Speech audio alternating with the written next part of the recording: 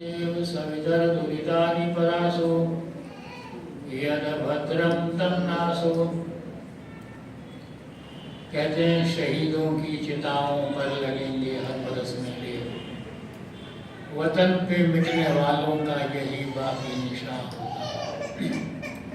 शहीदों का खुशी से हंसते हंसते सर कटा देना, वतन की जिंदगी के वास्ते खुद को मिटा देना, वो उनका पापपन, वो सरफरोशी, वो जवामर्दी हमें वालियों नहीं अपने शहीदों को भुला देना। श्रद्धा की योग्य मात्र शक्ति चिंतनशील मननशील भद्र पुरुषों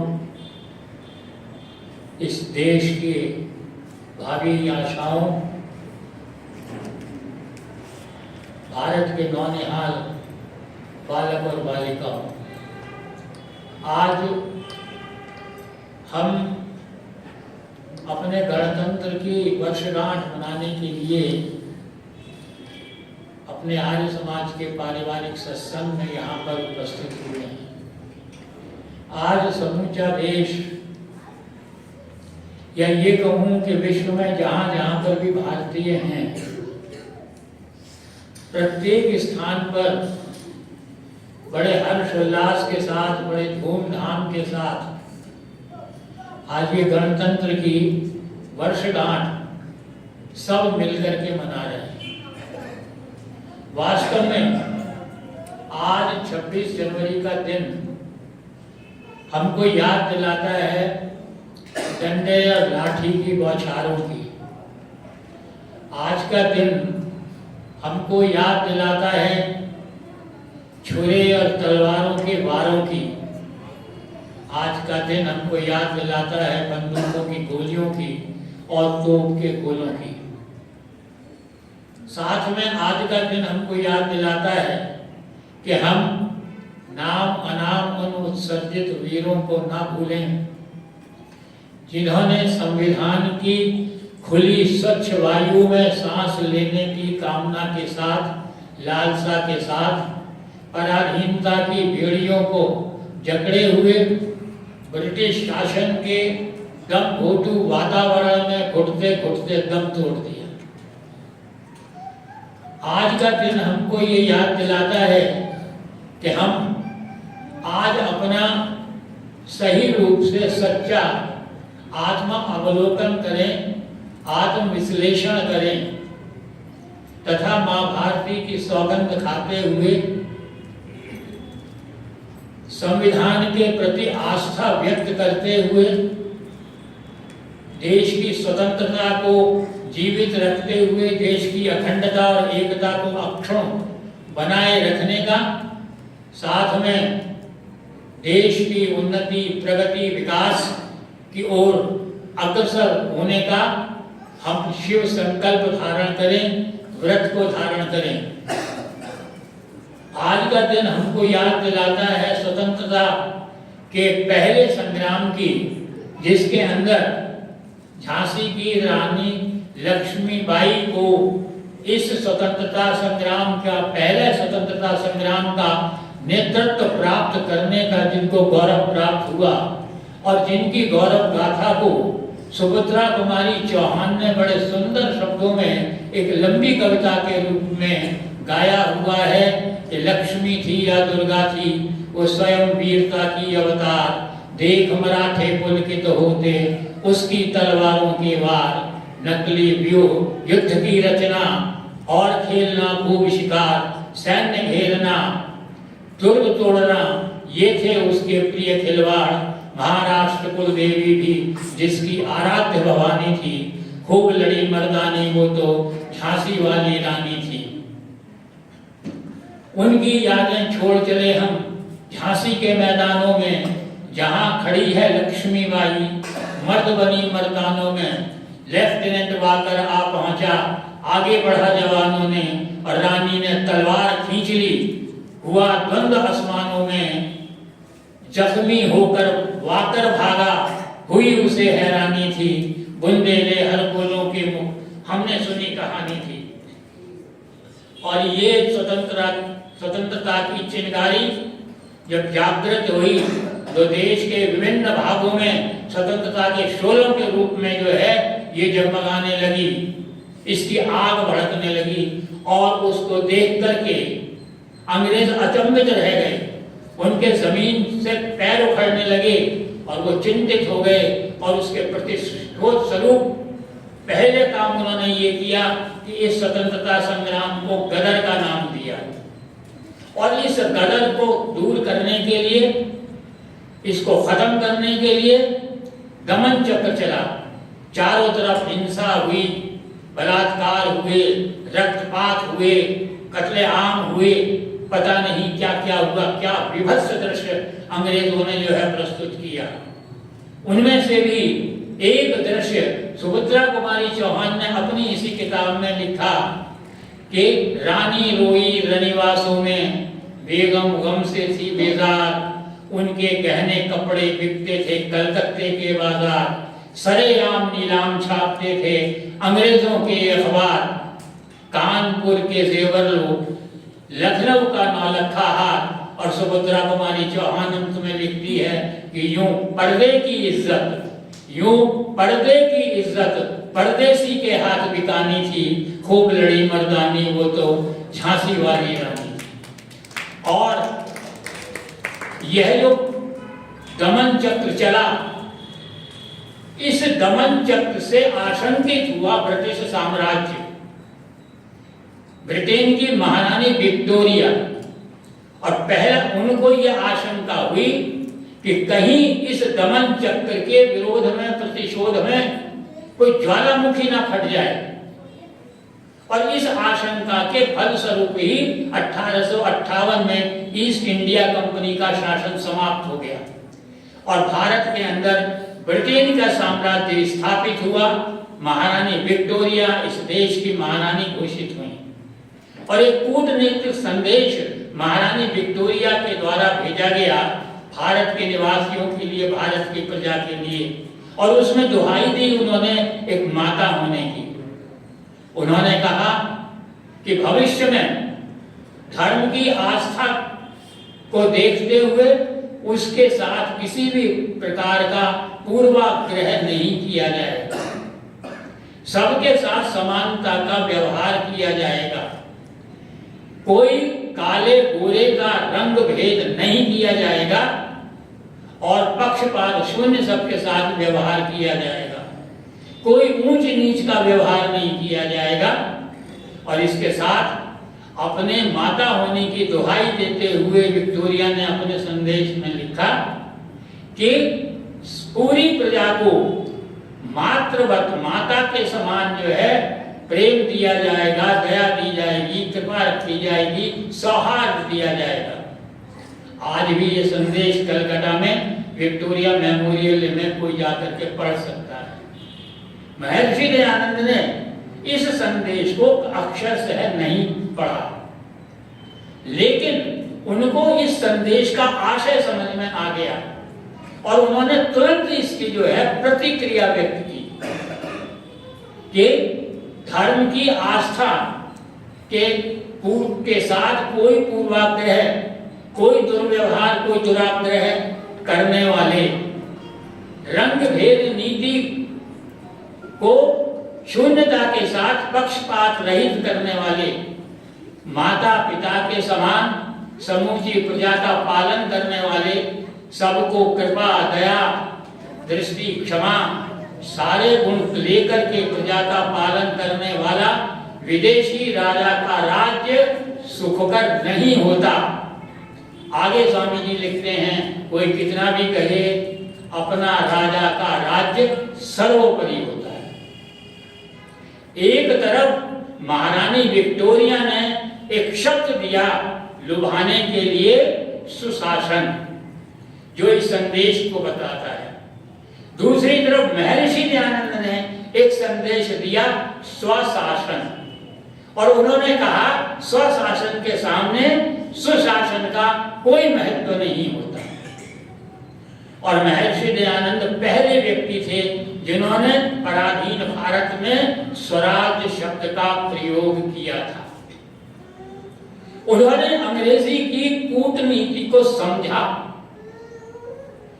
जिस प्रकार से वैदिक संस्कृति पर आघात करने के लिए आध्यात्मिक दृष्टि से वाम मार्ग के बाण चले हमारी संस्कृति के ऊपर, वाम मार्ग आया जिसके प्रणेता 4 वाक थे और उन्होंने कहा 5 मकारों का जिक्र किया, मध्य, मांस, मैथुन, मीन, मुद्रा, और इसका मोह और इसके लोभ के अंदर सारे हिंदू फंस गए और वैदिक संस्कृति विकृत स्थिति के अंदर जाने लगी।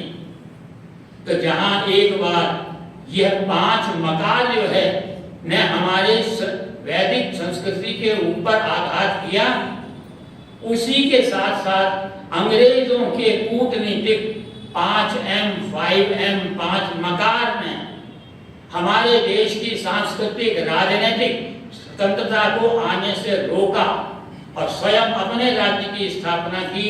और वो 5 मकार थे मर्चेंट, व्यापारी बनकर आए।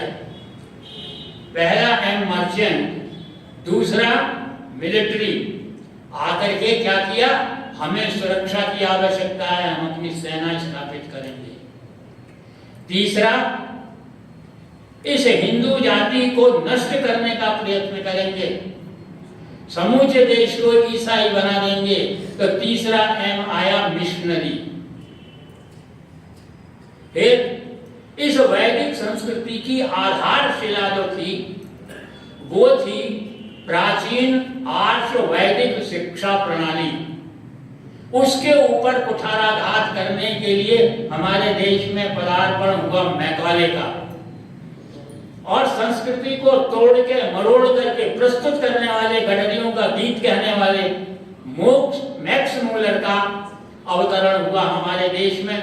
और हमारे देश के अंदर इन 5M ने हमारी राजनीतिक और हमारी सांस्कृतिक जो धरोहर थी उस सबको समूल नष्ट करने का प्रयत्न किया, केवल शासन ही नहीं किया। महर्षि दयानंद ने इस बात को भली प्रकार समझा और उन्होंने इस कूटनीति को समझने के लिए और इसका जवाब देने के लिए अपने प्रिय शिष्य श्यामजी कृष्ण वर्मा को इंग्लैंड जाने के लिए प्रोत्साहित किया और उनकी प्रेरणा से श्यामजी कृष्ण वर्मा इंग्लैंड गए और वहां इंडिया हाउस की स्थापना की। अगर हम समूचे स्वतंत्रता संग्राम की ओर दृष्टिपात करें तो हम ये देखते हैं कि हमारा स्वतंत्रता संग्राम 3 धाराओं के अंदर जो है चला। पहली धारा के प्रणेता थे श्यामजी कृष्ण वर्मा, उनका साथ दिया वीर सावरकर ने, उनके पीछे चले पंजाब केसरी लाला लाजपत राय, और इसके बाद असंख्य क्रांतिकारियों की सेना जो है बन गई। राम प्रसाद बिस्मिल, चंद्रशेखर आजाद, भगत सिंह, सुखदेव, बटुकेश्वर दत्त, अशफाकुल्ला खान और पंजाब के अनेकों असंख्य सिख स्वतंत्रता सेनानी कूद गए। और इनकी ये धारणा थी, ये मान्यता थी कि हम देश में ऐसी क्रांति करेंगे कि अंग्रेजों को भारत छोड़ना पड़ेगा। इसको आम भाषा में आम जनता इसको गरम दल के नाम से पुकारती है। एक दूसरी विचारधारा आई, उस विचारधारा के प्रणेता थे जस्टिस महादेव गोविंद रानाडे। उनके शिष्य थे गोपाल कृष्ण गोखले, उनके शिष्य थे मोहनदास करमचंद गांधी, महात्मा गांधी। इनकी विचारधारा ये थी कि हम क्रांति करके अंग्रेजों के पैर नहीं उखाड़ सकते, हमको शांति के साथ चलना चाहिए, हमको अहिंसा के साथ लेकर के चलना चाहिए, हमको सत्याग्रह को लेकर चलना चाहिए, हमको अनशन लेकर के चलना चाहिए। और इसका नाम लोगों ने रखा नरमगढ़। एक तीसरी और विचारधारा थी जिसको स्थापित करने वाले थे नेताजी सुभाष चंद्र बोस। उनका मानना यह था कि इन सब बातों से नहीं चलेगा जब तक अंग्रेजों की सेना के आगे हम एक सेना लेकर के युद्ध करके जो है उनको नहीं पछाड़ेंगे। उन्होंने आजाद हिंद फौज की स्थापना की। उनका एक बड़ा मशहूर जो है वो स्लोगन था, घोषणा थी, तुम मुझे खून दो मैं तुम्हें आजादी दूंगा। खून के द्वारा आजादी प्राप्त करने की धारणा नेताजी सुभाष चंद्र बोस में थी और उनकी सेना के अंदर भी अनेकों महर्षि दयानंद के शिष्य जो है वो उसके अंदर दाखिल हुए। और सबसे महत्वपूर्ण बात यह है कि उसकी जो महिला विंग थी उसमें अधिकांश जो युवतियां थीं वो महर्षि दयानंद की शिष्याएं थी, आर्य समाज से संबंधित थी। पुरुष तो थे ही। जो मेरा कर्म क्षेत्र रहा गंगानगर में, वहां एक बड़े वयोवृद्ध व्यक्ति थे, पास में ही रहते थे। उसको मेरा बड़ा सानिध्य मुझे उनका प्राप्त हुआ। उनका नाम था ईश्वर दास तलवार। महर्षि दयानंद के परम भक्त थे। प्रतिदिन यज्ञ करा करते थे, नियमित रूप से आर्य समाज जाया करते थे, अपने जीवन की घटनाएं सुनाते थे कि अनेक बार उनको सौभाग्य मिला कि नेताजी सुभाष चंद्र बोस को एक स्थान से दूसरे स्थान तक सुरक्षित पहुंचाने का उत्तरदायित्व उनको मिला। तो इस प्रकार से हम ये देखते हैं कि पहली धारा के प्रणेता श्याम जी कृष्ण वर्मा महर्षि दयानंद के परम शिष्य थे। दूसरी धारा के प्रणेता जस्टिस गोविंद रानाडे महर्षि दयानंद के केवल श्रद्धा ही रखने वाले नहीं थे, उनके भक्त ही नहीं थे, बल्कि महर्षि दयानंद का सानिध्य उनको प्राप्त हुआ था। और केवल सानिध्य ही प्राप्त नहीं हुआ था, महर्षि दयानंद के प्रवचनों का आयोजन करने का सौभाग्य भी जस्टिस महादेव गोविंद रानाडे को प्राप्त हुआ। और महर्षि दयानंद के जो सबसे विख्यात प्रवचन की श्रृंखला है, जो पूना के अंदर प्रवचन दिए थे, वो सबसे अधिक प्रचलित हैं। उन सब का आयोजन जो है वो भी रानाडे के द्वारा किया गया था।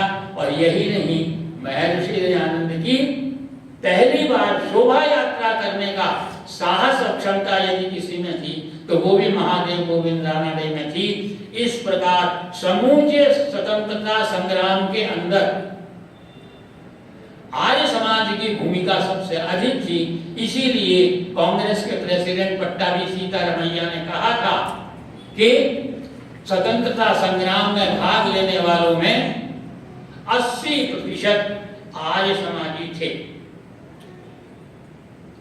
यह आखिरी हमने चाहे किसी भी प्रकार से, मैं इस विवाद में कभी नहीं पड़ता कि कौन सी धारा ज्यादा अच्छी थी, किसका प्रभाव अधिक था। वस्तु स्थिति यह है कि प्रत्येक धारा का एक ही लक्ष्य था, स्वतंत्रता प्राप्त करने का। विचार अलग अलग थे, रास्ते अलग अलग थे, लेकिन लक्ष्य एक था और वो लक्ष्य अत्यंत पावन, पुनीत और सुंदर लक्ष्य था। अब हमने उसके आधार पर 15 अगस्त 1947 को स्वतंत्रता प्राप्त की। 15 अगस्त को दिल्ली के लाल किले की मीनार के ऊपर यूनियन जैक को उतारा गया। हमारा प्यारा राष्ट्रीय ध्वज जो है पहली बार जो है आधिकारिक रूप से जो है वो फहराया गया। मैं इस संबंध में, और फिर हमने आगे क्या भविष्य के बारे में सोचा। स्वराज्य स्थापित कर लिया, कैसा राज्य हो, तो हमारा निश्चय किया गया हमारा प्रजातंत्र होना चाहिए, हमारा गणराज्य होना चाहिए। हमने गणराज्य की स्थापना की। उस गणराज्य की स्थापना में हमको बहुत सारे कटु अनुभव भी हुए, कहीं असफलताएं भी मिली, कहीं पतन भी हुआ, और उस प्रजातंत्र के बारे में अनेकों टिप्पणियां भी हुई। बहुत सारे समाज के चिंतकों ने, विचारकों ने, फिलोसोफर्स ने, एक ओर तो कुछ ने इसकी सुंदर परिभाषा दी, कि government democracy is the government by the people, of the people, for the people. लेकिन दूसरी तरफ कुछ ऐसे भी विचारक थे जिन्होंने ये घोषणा कर दी कि democracy is the government of fools, और उन्होंने साथ में ये भी टिप्पणी की कि one wise man is better than 1000 fools. दो बातें चली।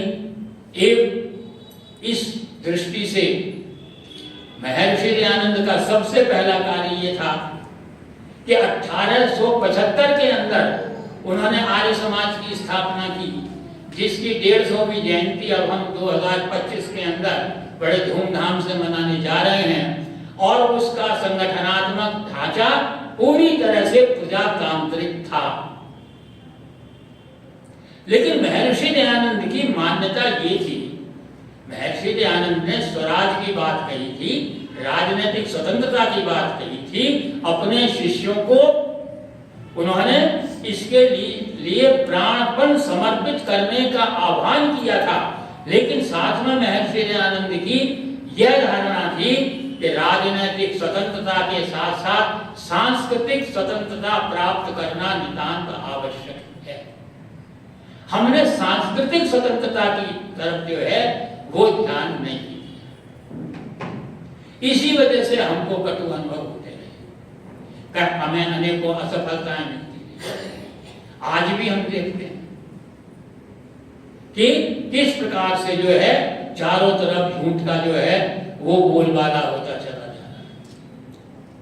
तो महर्षि दयानंद की बात को कुछ ने समझा, और जब संविधान लिखने की बात आई, संविधान सभा बनी, तो उसमें अनेकों सदस्य ऐसे थे जिन्होंने महर्षि दयानंद की धारणा को समझा था। इसलिए जो संविधान की सबसे पहली मूल प्रति थी, उसको देखने से ये पता लगता है कि संविधान लिखे जाते वक्त एक दो विश्व के समस्त अधिकांश देशों के संविधान को प्राप्त किया गया। कुछ देशों में लिखित संविधान थे, कुछ देशों में मौखिक संविधान थे, और सबका अध्ययन किया, और साथ में वैदिक संस्कृति के प्रकाश में हमारा संविधान होना चाहिए, इसको देख करके हमारा संविधान का जो है वो निर्माण किया गया। अब उसमें कहीं हमको अपनी संस्कृति का प्रकाश मिलता है, कहीं पर पटाक्षेप हो जाता है। लेकिन महर्षि दयानंद की भावना की मान्यता ये थी कि वो वेद को सर्वोपरि मानते थे। वो कहते थे जीवन के हर क्षेत्र के अंदर, हर क्षण क्षण में, पल पल में, हर प्रकार के जीवन में, व्यक्तिगत हो, पारिवारिक हो, सामाजिक हो, राष्ट्रीय हो, वैश्विक हो, हमारा मार्गदर्शन केवल मात्र वेद कर सकते हैं। वेदों को वो सर्वोपरि मानते थे, और वो ये कहते थे हर प्रकार के जीवन के अंदर और हर स्तर में, हर क्षेत्र में अगर किसी भी समस्या का समाधान हमको मिलता है तो वो वेदों के द्वारा मिलता है। जहां तक राष्ट्रीय स्तर, राष्ट्रीय बात थी, राष्ट्रीय संदर्भ था, वहां पर भी उनकी मान्यता यही थी कि वेदों की ओर लौटो। क्यों? क्योंकि वेदों के अंदर हमें अनेकों मंत्र ऐसे मिलेंगे जो हमारे राष्ट्र को समुन्नत करने के लिए, हमारे राष्ट्र को आगे बढ़ाने के लिए हमें दिशा निर्देश प्रदान करते हैं, हमारा मार्ग प्रशस्त करते हैं। ऋग्वेद का एक मंत्र है, वो मंत्र कहता है 3 देवियां होती हैं। वैसे तो हमारी हिंदू जाति के अंदर जब देवियों का प्रकटन प्रारंभ हुआ तो पहले 3 देवियां थीं, फिर और देवी आ गई, फिर और देवी आ गई, रोज नई देवियों का अवतरण होने लगा। और आज स्थिति ये है कि अब तो जीवित देवतियां आती हैं, आकर के आसन ग्रहण करती हैं, और धारणा क्या है कि सारी देवियों की पूजा करो। पूजा करने के का जहां तक संदर्भ आता है, मैं निवेदन करूं, हमारी संस्कृति ये कहती है, हमारी भाषा ये कहती है कि पूजा जो होती है वो देवी और देवताओं की ही होती है। क्योंकि जब हम यज्ञ की व्याख्या करते हैं तो उसमें पहला जो शब्द लेते हैं वो देव पूजा लेते हैं। तो पूजा तो देवी और देवता की होती है, परमपिता परमात्मा की तो स्तुति, प्रार्थना और उपासना होती है। तो लेकिन वेद ने केवल मात्र 3 देवियों की बात कही ऋग्वेद के मंत्र के अंदर, वो है इला, सरस्वती और मही। इला का अर्थ होता है मातृभाषा। राष्ट्रीय संदर्भ के अंदर यह वेद मंत्र हमको ये बतलाता है कि समूचे राष्ट्र को एक सूत्र में अगर बांधा जा सकता है तो केवल मात्र एक राष्ट्र भाषा के द्वारा यह है वो बांधा जा सकता है। वेद मंत्र मातृभाषा की बात करता है। अब प्रश्न ये उठता है, महर्षि दयानंद का ही जीवन ले लें तो महर्षि दयानंद संस्कृत के प्रकांड विद्वान थे, धारा प्रवाह संस्कृत बोलते थे, लिखते थे, कोई सानी नहीं था संस्कृत में उनका, वेदों के ज्ञाता थे। लेकिन दूसरी ओर जन्म से गुजराती थे, मातृभाषा गुजराती थी। लेकिन इस बात को उन्होंने समझा, इस समस्या को समझा, राष्ट्रीय एकता को अक्षुण्ण और अखंड बनाने वाली बात उनके ध्यान में थी। इसीलिए उन्होंने ये निर्णय लिया कि हिंदी एक ऐसी भाषा है जो कश्मीर से लेकर कन्याकुमारी तक, अटक से लेकर कटक तक पूरे राष्ट्र को एक सूत्र के अंदर बांध सकती है। और उसी का परिणाम था कि उन्होंने हिंदी को अपनाया। उनका भाषण, उनके प्रवचन, उनका संभाषण हिंदी में होता था। उन्होंने जितने ग्रंथ लिखे सब हिंदी के अंदर लिखे। हमारे संविधान में भी यह निर्धारित किया गया कि हिंदी को राष्ट्रभाषा बनाएंगे। अब फ्यूचर टेंस आ गया तो वहां पर जो है अस्पष्टता आ गई। होगा क्या ये नहीं कह सकते, भविष्य में क्या होना है। राजभाषा वाली बात की, राजभाषा हिंदी को कहा गया। अनेकों स्थान पर आज भी राजभाषा हिंदी के रूप में जो है स्थापित है। दूसरी बात, दूसरी देवी है हमारी संस्कृति, इला, सरस्वती। सरस्वती को कहते हैं मातृ संस्कृति। हमारी मातृ संस्कृति की रक्षा होनी चाहिए। हमारी मातृ संस्कृति कहाँ निवास करती है? हमारी मातृ संस्कृति धर्म के 10 लक्षणों के अंदर है। धृति, क्षमा, दमो, स्तयम, शौचम, इंद्रिय निग्रह, धीर, विद्या, सत्यम, अक्रोध, दशकम धर्म लक्षण। हमारी संस्कृति है 5 यमों के अंदर, हमारी संस्कृति है 5 नियमों के अंदर।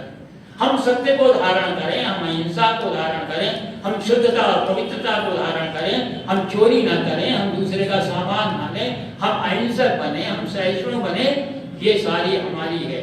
हम सच्चे मार्ग पर चलें, परिश्रम करें, ईमानदारी से चलें, ये हमारी मातृ संस्कृति।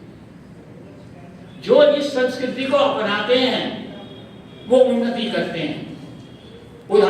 आपके सामने प्रत्यक्ष प्रमाण है हमारे पड़ोसी का। हमारे पड़ोसी की संस्कृति, पाकिस्तान की संस्कृति क्या है? जो झूठ के ऊपर आधारित है, छल के ऊपर आधारित है, कपट के ऊपर आधारित है, स्वार्थ के ऊपर आधारित है, आतंकवाद के ऊपर आधारित है। और आज उस देश का कितना पतन हो रहा है ये आप सब लोग जानते हैं, सब अखबार पढ़ते हैं। तो हमारी संस्कृति ऐसी है, मातृ संस्कृति, इसकी पूजा करनी चाहिए, इसको पुष्ट करना चाहिए, इसको स्थायित्व प्रदान करना चाहिए, इसको अपने जीवन के अंदर अंगीकार करना चाहिए। और तीसरी है मही, हमारी मातृभूमि। प्रारंभ से लेकर हमारे इतिहास के जो महापुरुष हुए हैं, जिनको हमने अवतार बना दिया, वो भी इसी बात को स्वीकार करते हैं। मर्यादा पुरुषोत्तम राम ने लंका पर विजय प्राप्त की, रावण का वध किया। लोगों ने उनसे निवेदन किया, महाराज ये सोने की लंका है, सोने का सिंहासन है, आप तो यहाँ पर विराजमान हुए। तो राम क्या कहते हैं? अपि स्वर्णमयी लंका लक्ष्मण मम न रोचते। जननी जन्मभूमिश्च स्वर्गादपि गरीयसी। अरे ये सोने चांदी की लंका मेरे लिए तुच्छ है, मेरे लिए तो मेरी माँ और मेरी मातृभूमि जो है वो स्वर्ग से भी ज्यादा महान है। तो इन तीन देवियों की पूजा करना वेद ने हमको इस प्रकार का निर्देश दिया और इसी निर्देश के आधार पर हम अपने राष्ट्र को सबल बना सकते हैं, समृद्धशाली बना सकते हैं, आगे बढ़ा सकते हैं। आज वेद और आगे कहता है, अथर्ववेद का एक मंत्र आता है। वो अथर्ववेद का मंत्र हमको ये कहता है कि 7 सूत्र हैं, 7 बिंदु हैं, 7 वो पाए हैं जिनके ऊपर दृढ़ राष्ट्र की आधारशिला स्थापित करके राष्ट्र का उच्चतम भवन स्थापित किया जा सकता है। वो मंत्र हमको कहता है सत्यम बृहत् ऋत उग्रम दीक्षा तपो ब्रह्म यज्ञ पृथ्वीं धारयन्ते सानो भूतस्य भव्यस्य पल्यतुरुम लोकम पृथ्वीं न प्रणोतु। 7 सूत्र हैं, 7 पाए हैं जिनको धारण करने से, जिनको राष्ट्र में स्थापित करने से राष्ट्र की उन्नति होती है। पहला है बृहत् सत्य। अब सत्य को इन्होंने 2 भागों में बांट दिया। कहते हैं एक सत्य होता है, एक बृहत् सत्य होता है। आम जीवन के अंदर, आम जीवन की घटनाओं के अंदर कोई व्यक्ति किसी बात को, किसी घटना को, किसी चीज को देखता है और अपने हिसाब से उसकी व्याख्या करके उसको स्वीकार करता है, उसको अंगीकार करता है। इसको हम सत्य कहते हैं। लेकिन यही बात जब किसी महान लक्ष्य की प्राप्ति के लिए होती है तो उसको जो है हम बृहत् सत्य कहते हैं। जैसे जब हम पराधीन थे, गुलाम थे, तब हमारा बृहत् सत्य क्या था? पराधीनता से छुटकारा पाना, स्वतंत्रता को प्राप्त करना, स्वाधीनता को प्राप्त करना। और इस सत्य के साथ अनेकों सत्य जुड़े। जैसे एक सत्य ये जुड़ा, एक आह्वान किया गया कि भाई इस बृहत् सत्य को प्राप्त करने के लिए क्या जीवन में धारण करो कि विदेशी वस्त्रों का बहिष्कार करो। आह्वान किया गया राष्ट्र नायकों के द्वारा। और हमारे देश के युवक, बाल, वृद्ध, पुरुष, नारी सब ने इसको स्वीकार किया। गलियों के अंदर, चौराहों के ऊपर, सड़कों के ऊपर विदेशी वस्त्रों की होली जलाई जाने लगी और इसने बहुत बड़ी तरह से प्रभावित किया था अंग्रेजी साम्राज्य। आज हमारा बृहत् सत्य क्या है? आज का बृहत् सत्य ये है कि स्वतंत्रता की रक्षा करना परम धर्म है। आज हमारा परम आवश्यक है। हमारे राष्ट्र की उन्नति करना हमारे लिए आवश्यक है। हमारे देश की अखंडता और एकता को अक्षुण्ण बनाए रखना, ये आज का जो है हमारा परम सत्य है। तो ये जो महान सत्य है, तो इसके लिए आज भी आह्वान किया जाता है।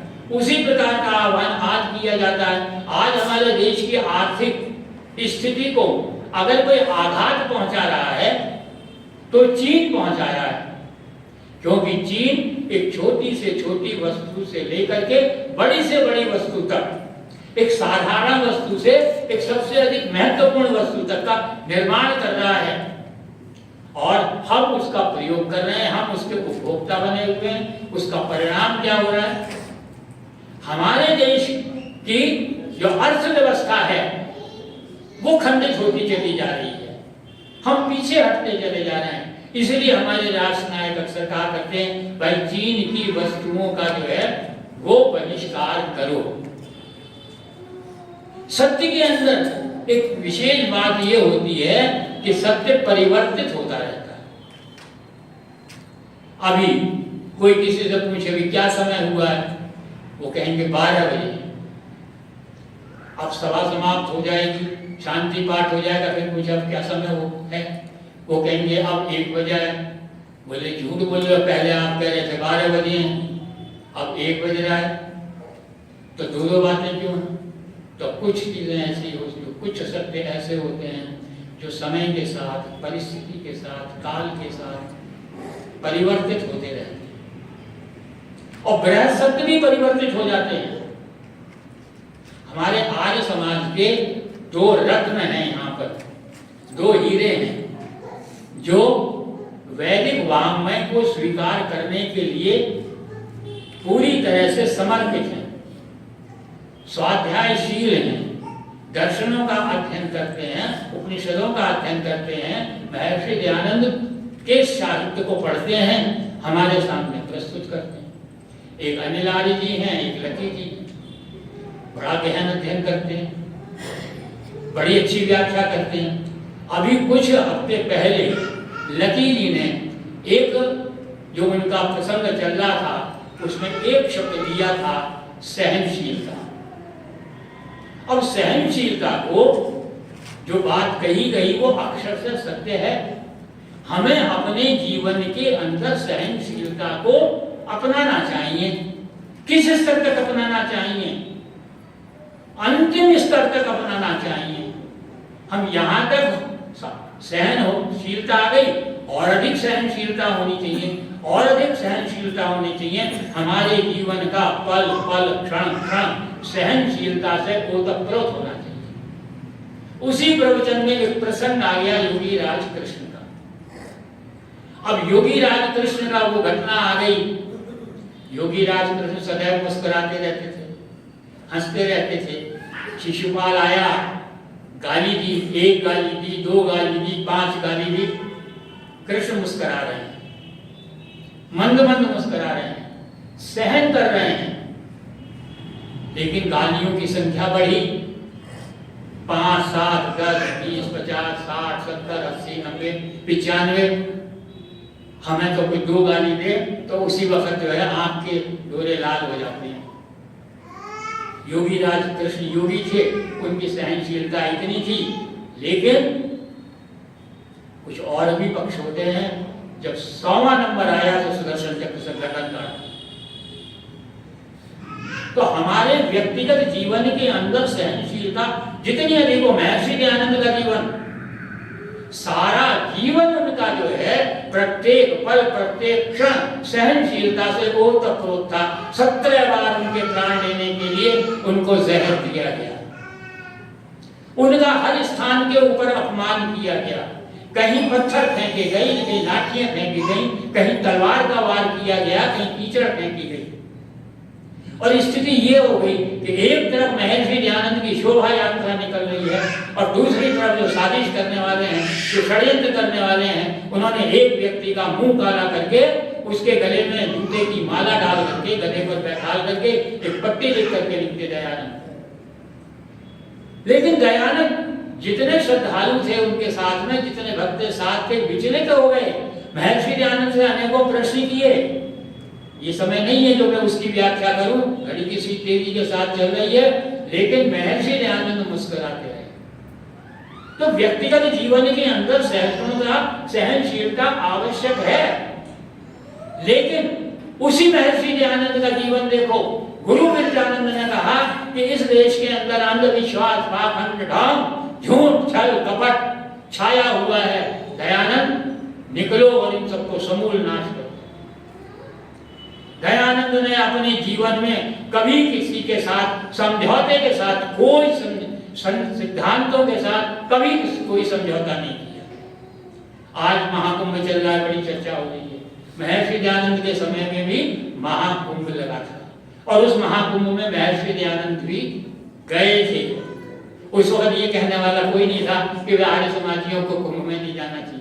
लेकिन महर्षि दयानंद ने जो है उस वक्त कोई सहनशीलता दिखाने के लिए नहीं गए थे, कोई पाखंड को देखने के लिए, उसको एंजॉय करने के लिए नहीं गए थे। वहां जाकर के उन्होंने पाखंड खंडनी स्थापित कर दी थी।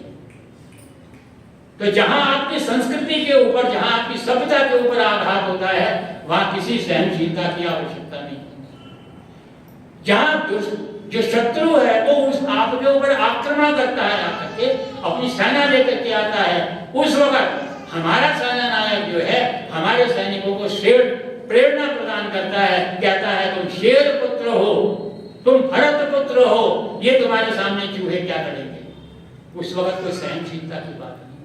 तो ये सहनशीलता भी अपने आप में परिवर्तित है। यह जो है ये सत्य जो है इस प्रकार से परिवर्तित भी होता है।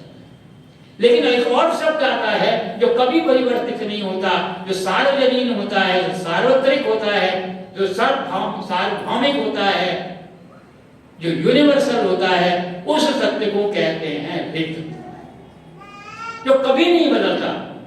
वो रित क्या है? जैसे वेद के अंदर एक शब्द आता है वीर भोग्या वसुंधरा, ये रित है। ये सतयुग में भी सही था, ये द्वापर त्रेता में भी सही था, द्वापर में भी सही था, कलयुग में भी इसकी वही मान्यता है। वेद मंत्र हमको आदेश देता है मित्रस्य अहं चक्षुषा सर्वाणि भूतानि समीक्षन्ताम्, मित्र से समीक्षा महे समीक्षे। वो कहता है कि देखो सब मुझे मित्रवत देखें, मैं सभी को मित्रवत देखूं, सभी परस्पर एक दूसरे को मित्रवत व्यवहार करें। यह क्या है? ये रित है। और जितने प्रकृति के नियम हैं वो सब रित के अंदर आते हैं। सौर मंडल में सूर्य अपने चक्र पर गति कर रहा है, अपनी अक्ष के ऊपर, ये रित है। और ग्रह उपग्रह उसके चारों तरफ चक्कर काट रहे हैं, पृथ्वी सूर्य के चारों तरफ चक्कर काट रही है, ये रित है। इसको हमें स्वीकार करना पड़ेगा। और अगर स्वीकार नहीं करेंगे तो लोग बाद इसको अस्वीकार कर देंगे। अब एक मत है, एक पंथ है, उनकी जो धार्मिक पुस्तक है उसके अंदर लिखा हुआ है कि खुदा ने पहले दिन सृष्टि का निर्माण में ये बनाया, दूसरे दिन ये बनाया, तीसरे दिन ये बनाया, चौथे दिन सूर्य बनाया। अब जो विवेकशील व्यक्ति था उसने कहा अरे दिन और रात का तो निर्माण सूर्य और पृथ्वी की सापेक्ष गति के आधार पर होता है। मौसम जो बनते हैं सूर्य और पृथ्वी की सापेक्ष गति के आधार पर बनते हैं। जब सूर्य ही नहीं था तो 3 दिन कहां से आते? तो वहां ऋतु को तिरस्कृत किया गया, ऋतु को अपमानित किया गया। और आज नतीजा ये हुआ कि वो पार्ट फर्स्ट, पार्ट सेकंड और ये इस तरह से उन धर्म ग्रंथों के अंदर आज भी परिवर्तन हो रहे हैं। लेकिन वेद ऐसा ग्रंथ है जो ऋतुवाद कहता है, जो हमेशा रहती है, सदैव रहने वाली है। तो उस ऋतु को जो राष्ट्र धारण करेगा, जिस राष्ट्र के नागरिक ऋतु को स्वीकार करेंगे वो उन्नति करेंगे, उनका राष्ट्र जो है उन्नति करेगा। तीसरा आता है उग्र, उग्रता, छात्र शक्ति। जिस देश के अंदर, जिस राष्ट्र के अंदर उग्रता नहीं है वो कभी स्थायी रूप से जो है रह नहीं पाएगा। दुनिया भर के शत्रु उसके ऊपर आक्रमण करेंगे। जब हम उग्र नहीं थे तभी हमारे ऊपर यवनों का आक्रमण हुआ, तभी हम सैकड़ों वर्ष पराधीन रहे। हम उग्र नहीं थे तभी अंग्रेजों हमारे ऊपर आए। हमने स्वतंत्रता प्राप्त की तब भी हम उग्र नहीं रहे। हमारे मन में था हम तो शांति को धारण करते हैं, हम तो अहिंसा को धारण करते हैं, हमें सेना की आवश्यकता नहीं है, हमें पुलिस की आवश्यकता नहीं है। नाम मात्र के लिए सबके कहने पर जबरदस्ती जो है सेना स्थापित होगी, लेकिन वो इनर्ट थी, वो पूरी तरह से निष्क्रिय थी। हम उग्रता हमारे अंदर थी नहीं। नतीजा ये हुआ, फायदा उठाया चीन ने, हमारे ऊपर आक्रमण किया और हमें उस अपमान को झेलना पड़ा। लेकिन फिर हमने उग्रता धारण की। 1965 की लड़ाई हुई, 1971 की लड़ाई हुई, कारगिल हुई, सर्जिकल स्ट्राइक हुई, और जब जब जो कुछ हुआ हम उग्र रहे। और हमारी उग्रता के कारण जो है वो हमारे दुश्मन को मुंह की खानी पड़ी, उसकी टेढ़ी प्रकृति को हमने क्षण भर में जो है वो सीधा कर दिया। जब 65 का युद्ध हुआ, अय्यूब खान से पाकिस्तान के, कहते हैं 6 साढ़े 6 फुट लंबे थे। हमारे प्रधानमंत्री जो है लाल बहादुर शास्त्री, वो 5 फुट से भी कम के थे। अय्यूब खान और लाल बहादुर शास्त्री आपस में मिले तो अय्यूब खान ने कहा इस युद्ध के बाद तुम्हारा व्यवहार कैसा होगा, तुम कैसे देखोगे? तो लाल बहादुर शास्त्री उत्तर देते हैं जब ये युद्ध समाप्त होगा तो मैं अपनी आंखें ऊंची करके देखूंगा और तुम अपनी आंखें नीची करके देखोगे। यह थी उग्रता हमारे देश, जिसने हमको जो है हमारी एकता और अखंडता और हमारे प्रभाव को विश्व के अंदर स्थापित किया। 1971 में 97,000 पाकिस्तानी सैनिकों को समर्पण करना पड़ा। ये हमारी उग्रता थी, जिसके कारण हमारा अस्तित्व बढ़ा, हमारा नाम बढ़ा, हमारा प्रभाव बढ़ा विश्व के अंदर। तो उग्रता जो है वो नितांत आवश्यक है। अगर हम उग्रता को धारण नहीं करेंगे तो हम पिछड़ जाएंगे। अरे हम रामचंद्र जी की प्रार्थना करते हैं उनके कि वो शैशव अभी छोटा सा बच्चा है, अब बच्चे घर के अंदर पायल पहन लेते हैं, चलते हैं, गाते हैं ठुमक चलत रामचंद्र वाले गरजनिया। अब वो इस तरीके के जो है गाने चलते हैं, ठुमक चलत रामचंद्र। लेकिन ये नहीं देखते कि वो रामचंद्र 15 वर्ष की आयु में अयोध्या से निकलते हैं और जीवन पर्यंत 125 वर्ष की आयु प्राप्त कर लेते हैं और प्रत्येक क्षण राम का हमको उग्र रूप दिखाई देता है। यज्ञों की रक्षा के लिए जो सामने आता है उसका संहार कर देते हैं। किसी के साथ कोई अहिंसा नहीं, कोई क्षमा नहीं, कोई समझौता नहीं, कोई वार्ता नहीं। अरे योगीराज कृष्ण भी तो 10 वर्ष की अवस्था में ही गोकुल से मथुरा गए थे। अकासुर मारा, बकासुर मारा, कंस मारा, शिशुपाल मारा, जरासंध मारा और इतना बड़ा महाभारत करा दिया। सारे जीवन भर उग्र रूप हमको मिलता है। कृष्ण का कौन सा रूप दिखाई देता है? चक्र सुदर्शन धारण किए हुए रूप, उसको हमारा आर्य समाज स्वीकार करता है। तो यह जो उग्रता है, यह किसी राष्ट्र की आधारशिला होती है। मैं आपसे निवेदन करूं, याद आ रही है मुझको कुछ पंक्तियां आज से कोई 62-64 साल पहले लिखी थी। वो उग्रता के लिए जो है एक शत्रु को संदेश देती हैं। कभी भी कोई शत्रु का आक्रमण होगा वो उसको संदेश देंगी। उनके दो कुछ पंक्तियां आपके सामने रखता हूं कि अब थाम कर ले जा लो शत्रु, ये सिंहराज करते हम हैं और तेरे लिए भारत के वीर उद्यजन बम है, एटम बम है।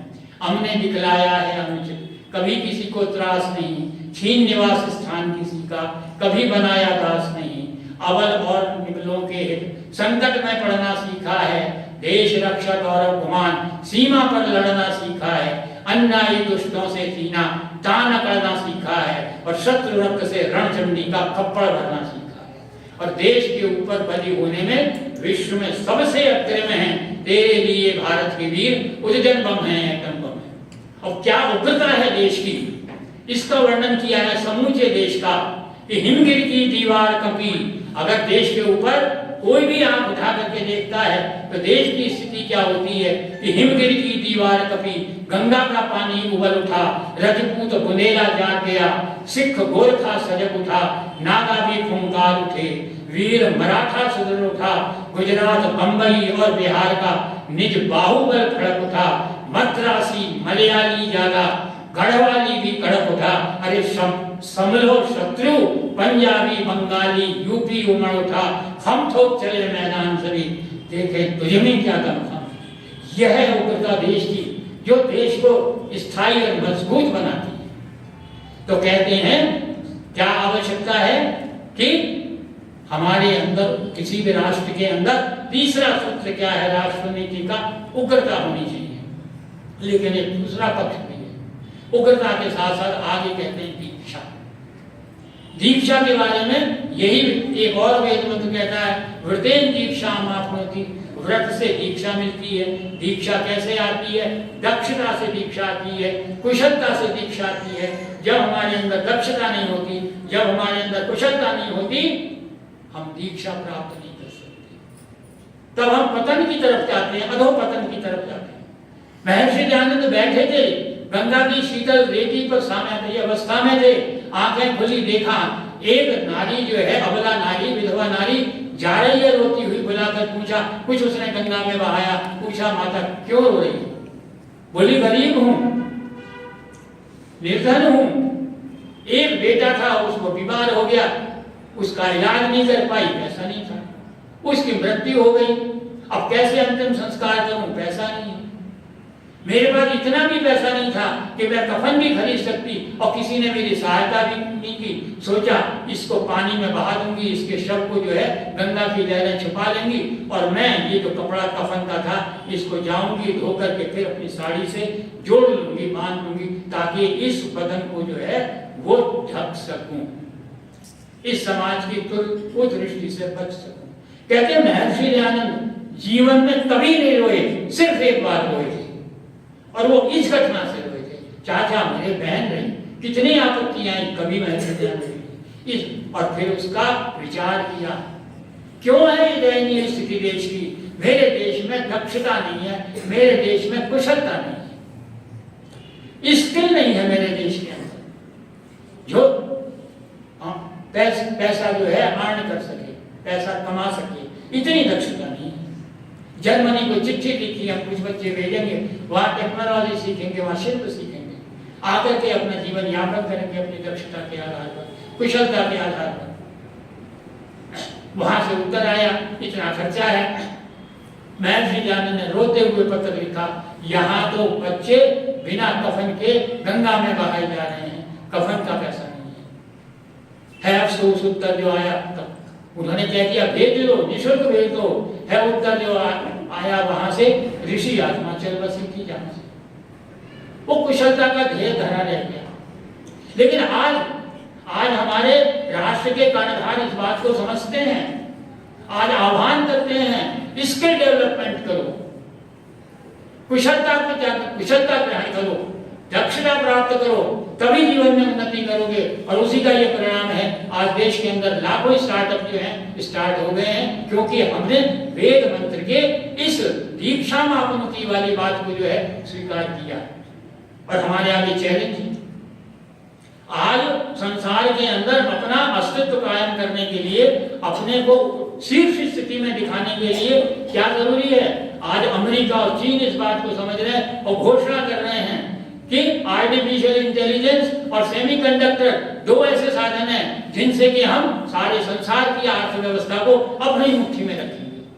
लेकिन आज स्थिति क्या है, आप सब लोग मैगजीन पढ़ते हैं, अखबार पढ़ते हैं, भारत तीव्रता से तेजी के साथ आर्टिफिशियल इंटेलिजेंस और सेमीकंडक्टर के क्षेत्र में तेजी के साथ गति कर रहा, दौड़ लगा रहा, और वो दिन दूर नहीं जबकि विश्व की अर्थव्यवस्था की दृष्टि से हमारा देश पहले स्थान के ऊपर होगा, इसी आर्टिफिशियल इंटेलिजेंस और इसी सेमीकंडक्टर के माध्यम से। तो क्या आवश्यक है, आवश्यक दक्षता। तो दीक्षा की बात करते हैं, और दीक्षा के बाद दीक्षा कब प्राप्त होता है, तब वेद मंत्र अगला सूत्र देता है कि तप, जब तक किसी अच्छे लक्ष्य को प्राप्त करने के लिए तब नहीं करोगे, तब तक दक्षता प्राप्त नहीं होगी, तब तक जो है आपको उग्रता प्राप्त नहीं होगी, तब तक आप सत्य को प्राप्त नहीं कर सकते। इसलिए तप का करना नितांत आवश्यक है। प्राणपण अपने को आहूत कर देना। हमारा जब एडमिशन हुआ था तो फिजिक्स में मुश्किल से गिनती के कॉलेज के 8-8, 10-10 सीटें होती थी, बाकी सारे विषयों की जो है 25, 30, 40, 50, 100 तक होती थी। पहला इंट्रोडक्शन लेक्चर जो हमारे हेड ऑफ द डिपार्टमेंट ने दिया, तो उन्होंने कहा फिजिक्स में एडमिशन तो दे दिया, लेकिन एमएससी करने के लिए तप करना पड़ेगा। तो किसी अच्छे लक्ष्य की प्राप्ति के लिए जो प्राणपण आप चलेंगे उसको जो है तप कहते हैं। तो तप क्या है, सहिष्णुता तप है, सहनशीलता तप है, क्षमा तप है, दया तप है, स्वाध्याय तप है, सत्य तप है, अहिंसा तप है।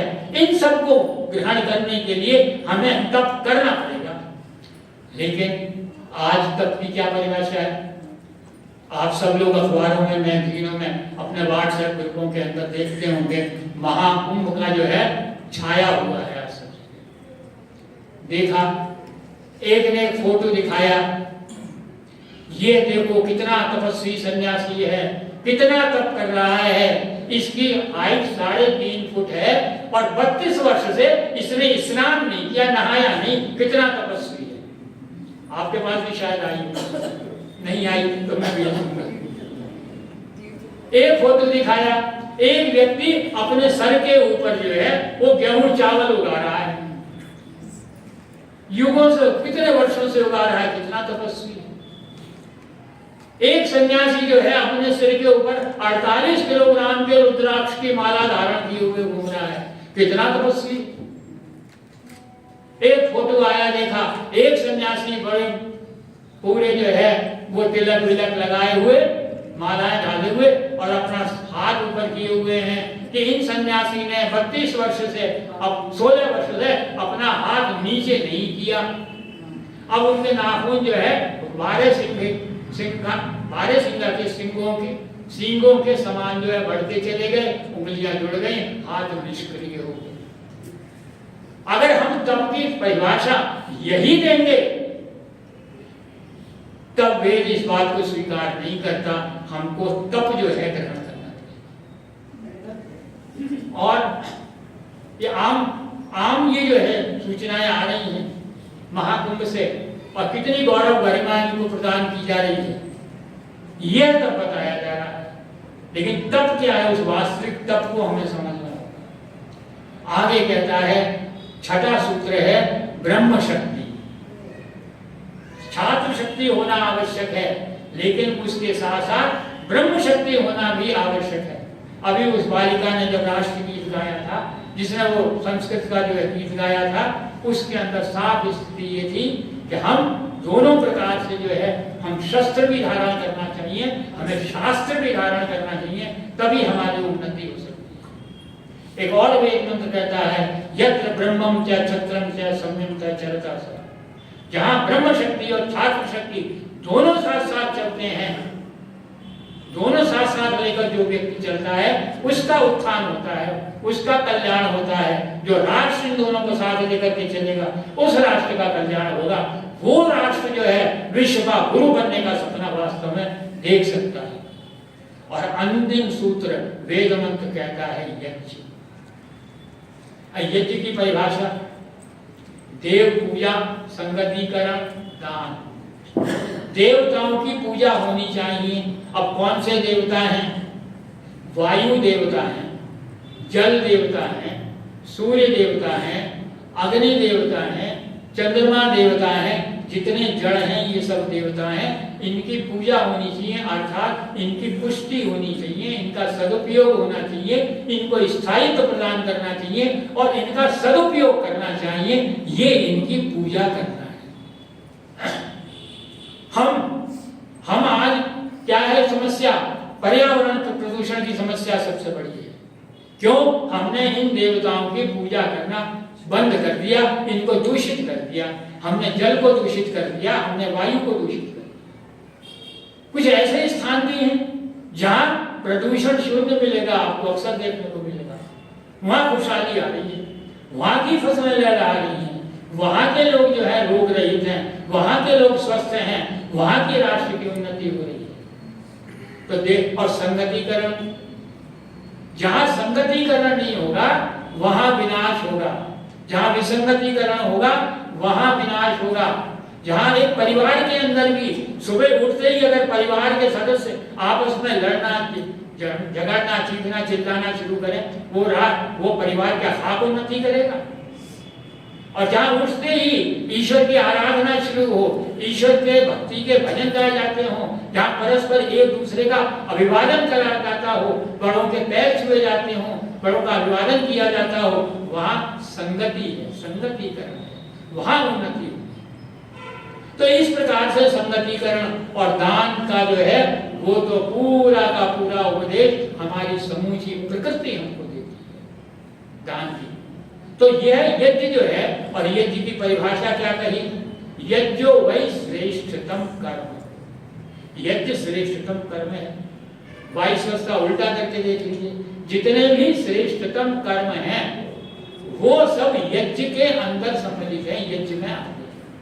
अब जिस देश के निवासी, जिस देश की प्रजा, जिस देश के नागरिक अच्छे कर्म करेंगे तो अच्छा फल मिलेगा, चाहे व्यक्तिगत हो, चाहे सामाजिक हो, चाहे राष्ट्रीय हो, चाहे वैश्विक हो। और वो अपने सुकर्मों के आधार पर इन 7 सूत्रों को जीवन में धारण करते हुए वो देश वास्तव में विश्व में गौरव प्राप्त करेगा, विश्व गुरु का स्थान प्राप्त कर सकेगा। तब राष्ट्रीय दृष्टि से वेद हमको प्रकाश प्रदान कर रहा है। वेद के प्रकाश में हम अपने संविधान को देखें, उसके प्रति आदर भाव रखें, उसके अनुसार अपने जीवन को संचालित करें। क्यों? क्योंकि उस दृष्टि से संविधान ने समूचे राष्ट्र का जो कार्यविधि है उस के विषय में है हमको मार्गदर्शन दिया है। हमारे देश को कौन चला रहा है? हमारे देश को विधायिका चला रही है, लेजिस्लेचर चला रही है। हमारे देश को कार्यपालिका चला रही है, हमारे देश को न्यायपालिका चला रही है, जुडिशियरी चला रही है। तो हमारे देश की कार्यपालिका कैसी हो, विधायिका कैसी हो, न्यायपालिका कैसी हो, ये हमको अब हमारे देश की सर्व उन्नति कैसी हो, हमारे देश के नागरिकों का कर्तव्य क्या है, हमारे देश के नागरिकों का अधिकार क्या है। पहले कर्तव्य की बात की, हम पहले ह्यूमन राइट्स की बात करते हैं। हम उस संविधान को भी तोड़ मरोड़ते हैं, उसके अंदर भी परिवर्तन कर देते हैं अपने स्वार्थ के लिए। तो संविधान की जो मूल बात है, मूल भावना है, उसको हमें जो है समझना चाहिए। हमारे जीवन का कार्य कैसा हो, हमारा लक्ष्य क्या हो, संविधान कहता है अंत्योदय का ध्यान रखना। संविधान क्या संदेश देता है?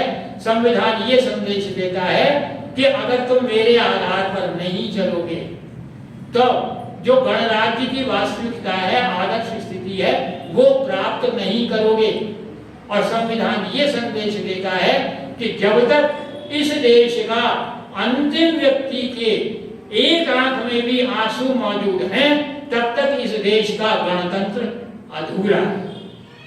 तो इसलिए आइए इस गणतंत्र दिवस पर वेद के प्रकाश को साथ लेते हुए संविधान के प्रति अपना विश्वास प्रकट करते हुए हम अपने कार्यों को, चाहे वो व्यक्तिगत हैं, चाहे सामाजिक हैं, चाहे पारिवारिक हैं, इस समूचे जीवन को सुधारते हुए आगे बढ़ें।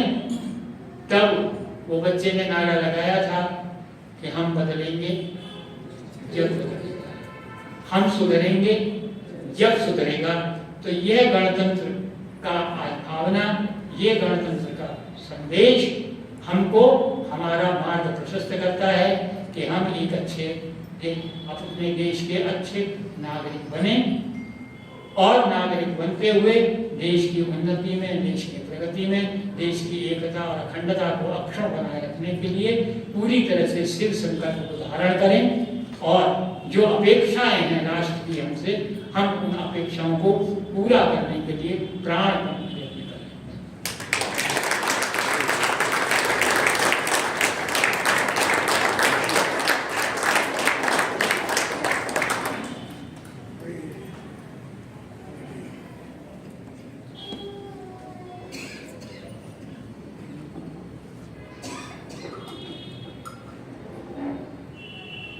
बहुत जल्दी तालियां बजनी बंद हो गई।